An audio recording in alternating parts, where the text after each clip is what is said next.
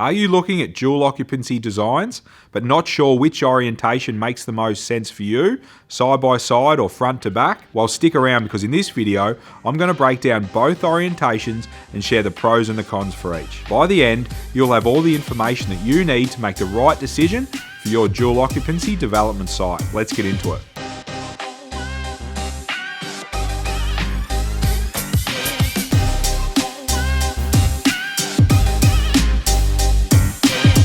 Hey guys, Peter Kelly here from Little Fish Property Developments, helping you maximise the value of your land and generate wealth through low-risk residential development projects. On this channel, we share everything that you need to deliver successful projects time and time again. So if you're new around here, make sure you hit the subscribe button and turn the bell notifications on so you don't miss a thing. Now, before we sink our teeth into the designs, it's important to point out that the key to making the right choice is going to come down to knowing your own area and understanding what your local council will support. From there, you need to figure out what best suits your specific site. First up, side-by-side dual occupancy design. Let's break down the pros. You can design boundary to boundary in most areas. There is no common land, such as a driveway, allowing you to maximise the individual dwelling and land sizes. Both properties have their own street frontage. It allows you to maximise a positive side orientation, and there is no owner's court required. Now, as for side-by-side design cons, by doing a side-by-side, you'll require two crossovers. So usually an additional one. There is always going to be increased risk that a tree or a power pole will be in the way of that extra crossover. There are a lot of councils that don't like the additional crossover, both from an aesthetic point of view, but also a parking requirement. The inability to minimise the impact of a bad side orientation. With side-by-side designs, the townhouses will in most cases require a shared wall and is much more difficult to achieve double garages for both dwellings. That said, if there's a good right of way at the rear, then you should be able to achieve double garages. Before we look at the front to back pros and cons, let's look at some examples of side-by-side designs. As you can see, both properties have their own frontage.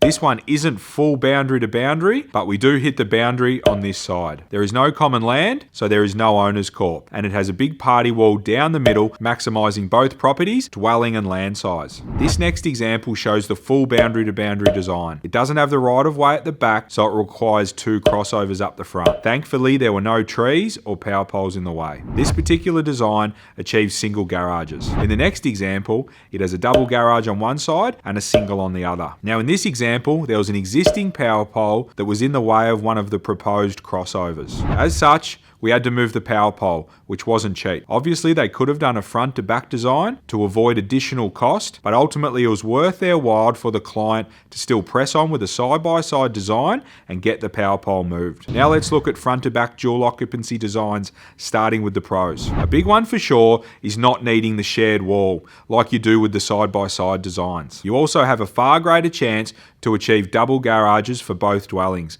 and by default, some councils prefer this design for dual occupancy projects, and in some cases you can use the existing crossover. Next, let's break down the cons for a front to back dual occupancy design. Designing front to back means you'll need a shared driveway, which of course means common property and the need for owners corporation and insurances. The rear dwelling won't have a street frontage. The overall size of both dwellings will be reduced from a build size and land perspective because of that common drive. Also, someone driving past your window every time they come and go may not be appealing if you're living in the front unit. It also should be noted that the rear property may have to be a single story based on the site area context and the council. And lastly, perhaps most importantly, both dwellings may end up being devalued based on the points I've just outlined. Now let's take a look at a couple of the front to back dual occupancy designs. As you can see, this design has double story both at the front and at the back. A design like this gives you the best chance to achieve double garages.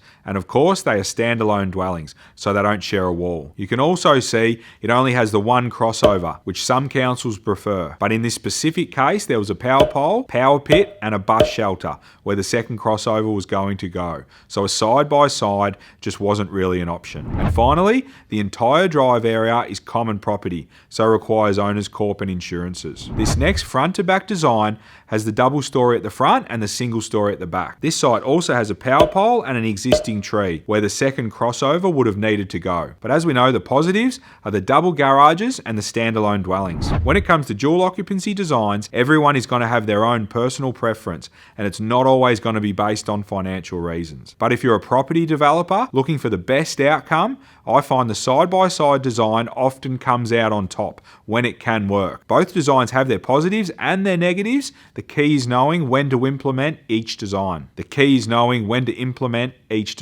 That's a wrap, guys. Hopefully you're getting a ton of value out of these videos. We love making them, so if you have any questions or topics that you'd like us to tackle, please leave them in the comments box below. And of course, if you haven't already, please make sure you subscribe and turn the bell notifications on so you don't get left behind. I'm Peter Kelly. Thanks for watching, and until next time, happy developing.